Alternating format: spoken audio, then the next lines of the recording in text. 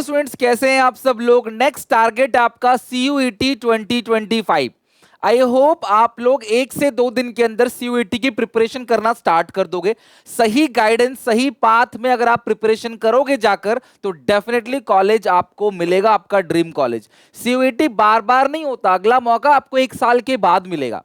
या तो आपको ड्रॉप करना पड़ेगा, फुल ड्रॉप, या किसी छोटे मोटे कॉलेज में जाके पढ़ के पार्शियल ड्रॉप लेना पड़ेगा। तो बेहतर समझदारी इसी में है कि ढंग से रेस्ट कर लो, उसके बाद जम के प्रिपरेशन कर देना, दिन रात एक कर देना, जैसे आपने अपने बोर्ड एग्जामिनेशन में किया था उसी तरीके से CUET में भी जम के मेहनत करना है। बच्चों, बोर्ड में 95% लिया हो चाहे 99%, लेकिन एडमिशन तभी मिलेगा कॉलेज के अंदर जब CUET में अच्छा स्कोर आएगा।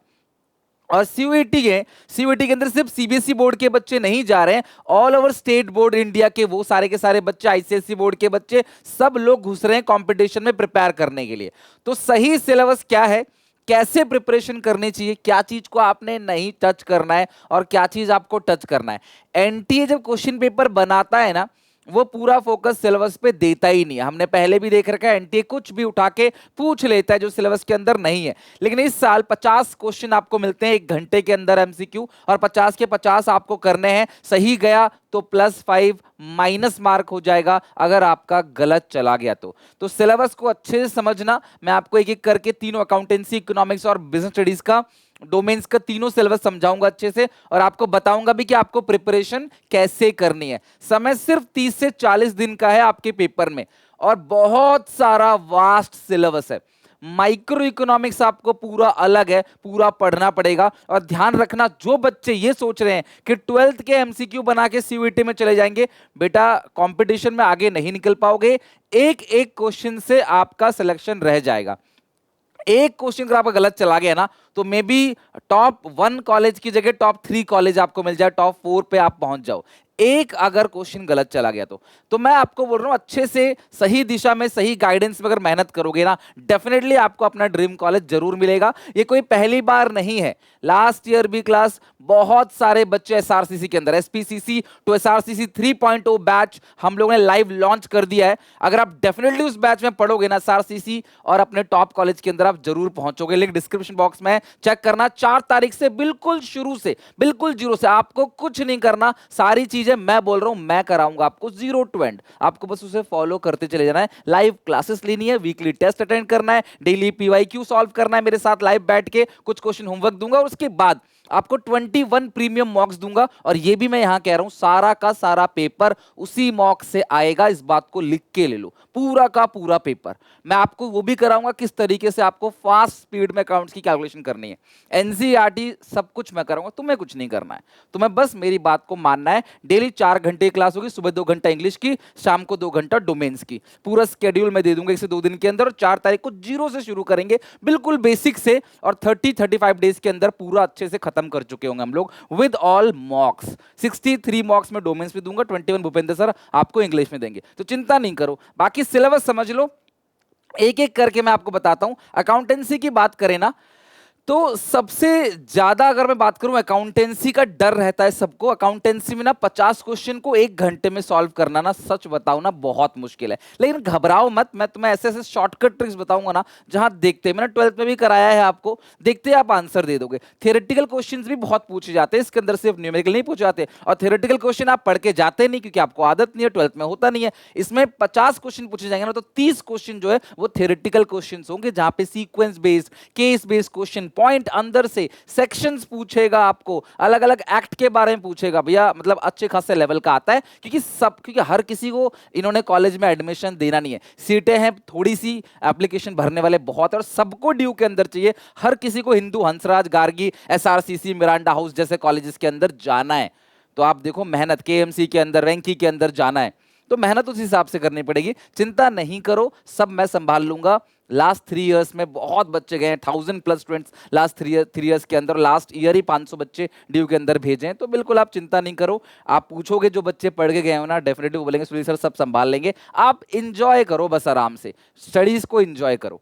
अकाउंटेंसी में ना बड़े बड़े क्वेश्चंस जो होते हैं वो सारे नहीं बनाने, एक से दो क्वेश्चन आपको हर टॉपिक के बड़े बड़े बना के चलने हैं, क्योंकि केस बेस्ड क्वेश्चन पूछा जा सकता है। एनटीए कोई सैंपल पेपर भी रिलीज नहीं करता है, सिलेबस दे दिया बस एमसीक्यू फॉर्मेट में आएगा। अब कैसे फॉर्मेट होगा एमसीक्यू का ये यार कोई नहीं जानता, बट मैं आपको सारी के सारे एमसीक्यू फॉर्मेट की प्रिपरेशन करा के चलूंगा। पार्टनरशिप की अगर बात करें तो फिक्स कैपिटल और फ्लक्चुएटिंग कैपिटल इन्होंने दिया गया है, ठीक है। एप्रोप्रिएशन अकाउंट वगैरह बेसिक चीजें आपको करनी है, प्रॉफिट्स का बंटवारा कैसे करना है ये करना। अब इन्होंने ना इसमें आपको ये गारंटी इसमें लिखा नहीं है, पास्ट एडजस्टमेंट इसमें लिखा नहीं है, लेकिन यार मैं तुम्हें पर्सनली बताऊं, मैं तुम्हें गारंटी और पास्ट एडजस्टमेंट कराऊंगा। अपने 12 में पढ़ रखा है मैं, लेकिन फिर भी आपको कराऊंगा, क्योंकि यार मैं रिस्क नहीं लेना चाहता। क्योंकि अगर मान लो इन्होंने आउट ऑफ कंटेक्स्ट सिलेबस से क्वेश्चन पूछ लिया और क्वेश्चन आ गया, तो तुम तो भैया इनका कुछ नहीं बिगाड़ पाओगे और हम भी कुछ नहीं बिगाड़ पाएंगे। हम चैनलों पर रोते रहेंगे, ढोल पीटते रहेंगे, ये लोग नहीं सुनते हैं, ये टफेस्ट एग्जामिनेशन कराते हैं।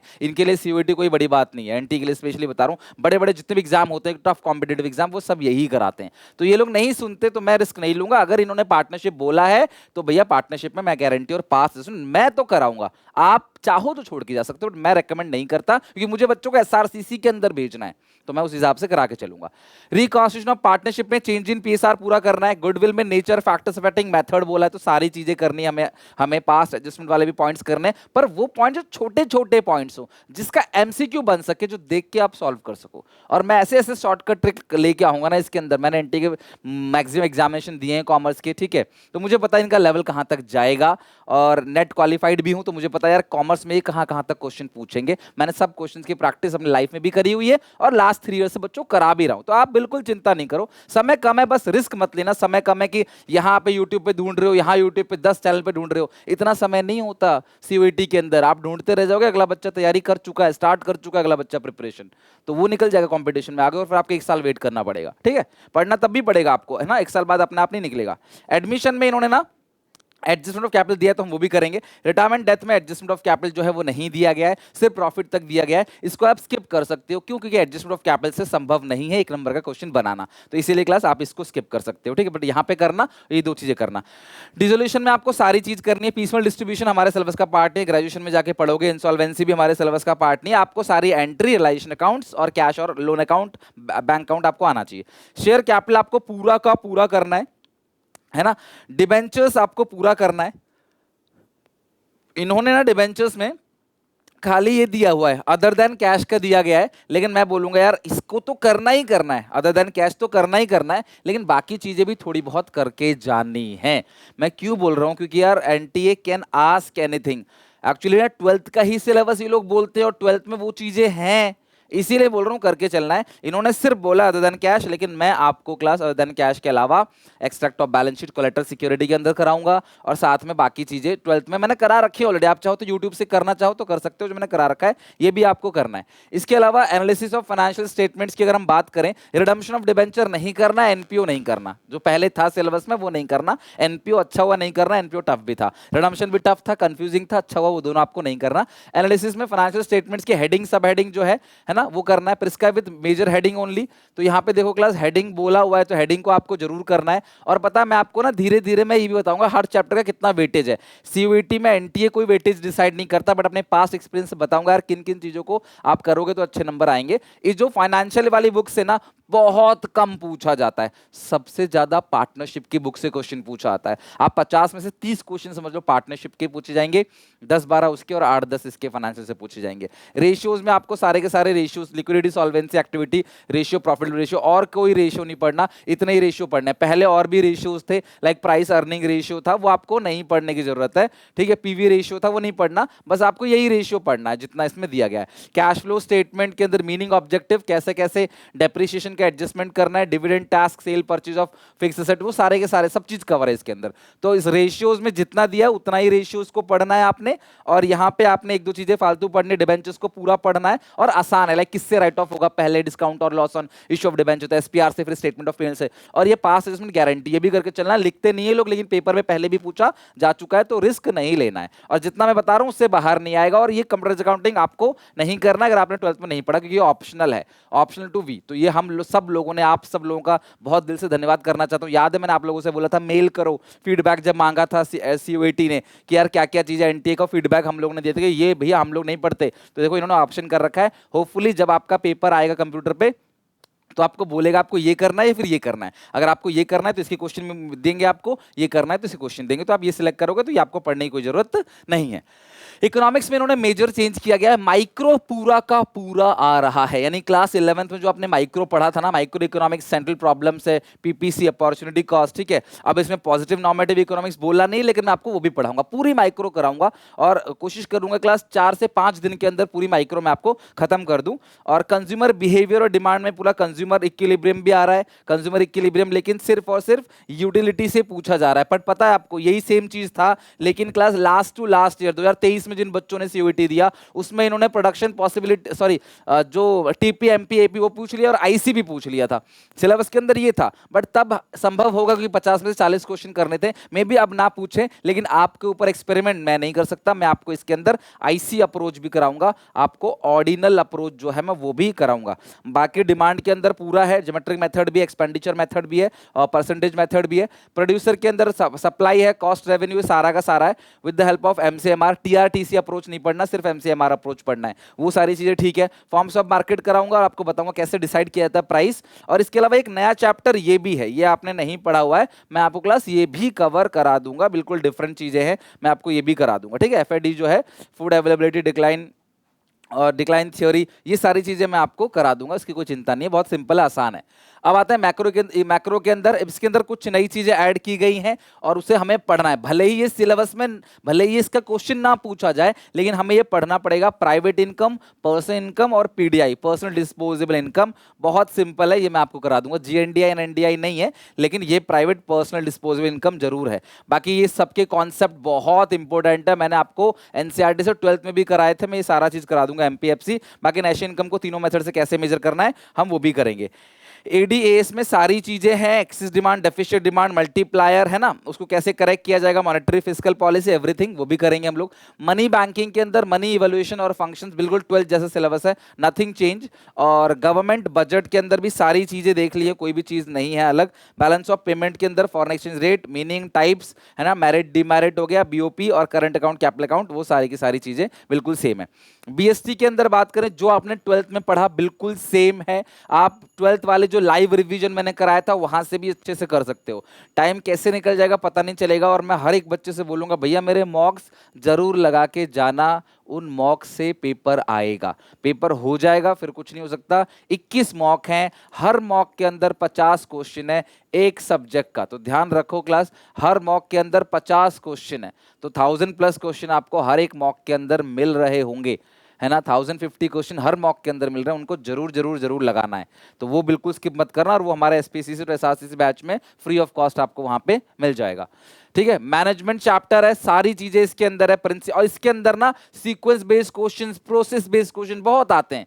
एक्चुअली ना इसके क्वेश्चंस ना बिल्कुल अलग होते हैं, मैं एक वीडियो भी लेके आऊंगा जहां बताऊंगा 12th में आप कैसे क्वेश्चन देखते हो, सीयूटी में कैसे क्वेश्चंस आते हैं ऑल इंडिया लेवल पे, ठीक है। तो उस हिसाब से principle of management, business environment में सारे के सारे डायमेंशंस हैं। हालांकि बिजनेस इन्वायरमेंट के अंदर इन्होंने बिल्कुल भी उसको नहीं दिया, डिमोनेटाइजेशन नहीं दिया, जीएसटी नहीं दिया, और आपको वो पढ़ना भी नहीं है, डिमोनेटाइजेशन जीएसटी नहीं पढ़ना है, ठीक है। 12th में आपने पढ़ा था, ध्यान रखना, यहाँ नहीं पढ़ना है आपको। प्लानिंग के अंदर टाइप्स ऑफ प्लान आपको पढ़ना है, बाकी सारी चीजें पढ़नी है। ऑर्गेनाइजिंग के अंदर आपको सारी चीजें करनी है, फॉर्मल भी इनफॉर्मल भी करना है, बाकी सब तो सेम ही है। स्टाफिंग के अंदर रिक्रूटमेंट, सिलेक्शन, ट्रेनिंग, सारी चीजें आपको पढ़नी है।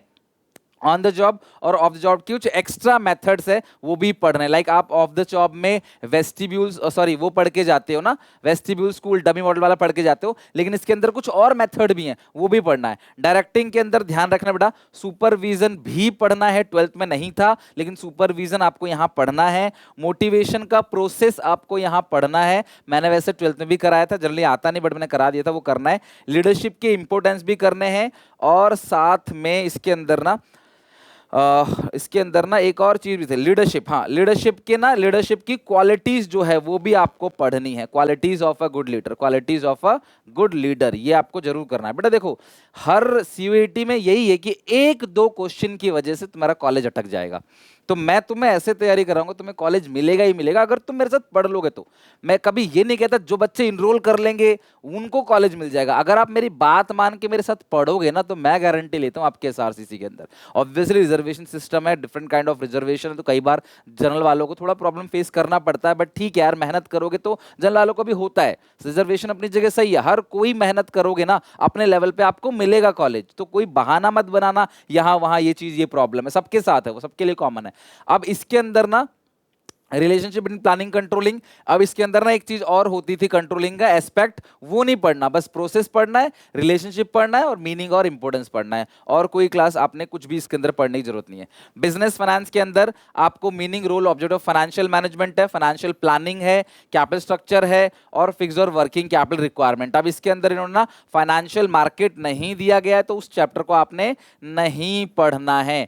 सोचो सेबी वगैरह के फंक्शन वगैरह एवरीथिंग क्लास रिमूव हो चुका है, वो नहीं पढ़ना, बस आपने बिजनेस फाइनेंस पढ़ना है, फाइनेंशियल मैनेजमेंट पढ़ना है। फाइनेंशियल मार्केट यहां पे दिया हुआ नहीं है तो आपको फाइनेंशियल मार्केट हम लोगों को नहीं करना, एज पर सिलेबस ही चलना है हमें। मार्केटिंग हमें पूरा का पूरा करना है, 4P करना है। ये difference between selling marketing general 12th में नहीं होता है, लेकिन आपको सीयूईटी में जरूर करना है। इसके अलावा कंज्यूमर प्रोटेक्शन है, इसके अंदर सारी चीजें करनी है। कंज्यूमर प्रोटेक्शन एक्ट 2019 वाला फॉलो करना है। तो तुम लोगों को कुछ नहीं करना, हम देखो एक जो क्लास काउंसलर होता है, जो गाइडर होता है ना, उसका रोल ही यही है कि आपको कोई टेंशन नहीं, आपको सिर्फ और सिर्फ पढ़ाई पे फोकस करना है, जो बता रहा हूं वो करना है। जो आपका ट्रेनर होता है ना, वो एक्चुअली इसी चीज के लिए क्लास आपसे चार्ज करता है, आपको गाइड करता है। आपको कोई दिक्कत नहीं आएगी, बस आप फॉलो कर चलो। मुझे पता है क्या चीज लास्ट ईयर से पूछी जा रही है, क्या कर रहा है, वो मैं हैंडल करूंगा। आपका काम सिर्फ और सिर्फ पढ़ना है, मेरी गाइडेंस को फॉलो करना है। ये चीज बिल्कुल नहीं है। एंटरप्रेन्योरशिप डेवलपमेंट ये भी मैं आपको करा दूंगा एनसीईआरटी से, एनसीईआरटी के नोट्स मैच करते हुए, ठीक है। और जो भी चीजें इसके अंदर होंगी बहुत सिंपल होंगी, मैं आपको करा दूंगा, कोई चिंता नहीं। यहां से भी आपको 1 से 2 क्वेश्चन मैक्सिमम जो है वो आपको देखने को मिल सकता है। ऐसा हो सकता है किसी टॉपिक से क्वेश्चन ना आए, लेकिन इसका मतलब ये नहीं कि वो सिलेबस में नहीं था। मान लो इस टॉपिक से क्वेश्चन नहीं आएगा पेपर में, क्योंकि पेपर में सारे टॉपिक से तो क्वेश्चन आ नहीं सकता, तो जरूरी नहीं है। सैम्पलिंग होती है पेपर में, तो 12 चैप्टर है, हो सकता है किसी चैप्टर से क्वेश्चन कम आए, किसी ज्यादा, किसी आए ना, तो इसका मतलब ये नहीं कि वो सिलेबस से बाहर है। तो ये आपका सारा का सारा सिलेबस था। आप सिलेबस स्पेसिफिक रह के अपनी प्रिपरेशन करो, जो थोड़ा बहुत एक्स्ट्रा प्रिपेयर करना है मैंने बता दिया है। बाकी मैं गाइड करता रहूंगा यूट्यूब पे भी आप लोगों को, और एसपीसीसी टू एसआरसीसी बैच में शुरू से सिलेबस चलेगा, बिल्कुल बिगिनिंग से 4 तारीख से। तो उसके लिए आप डिस्क्रिप्शन बॉक्स में लिंक दे के जाके चेक जरूर करना। मिलते हैं नेक्स्ट वीडियो में, till then take care, bye bye.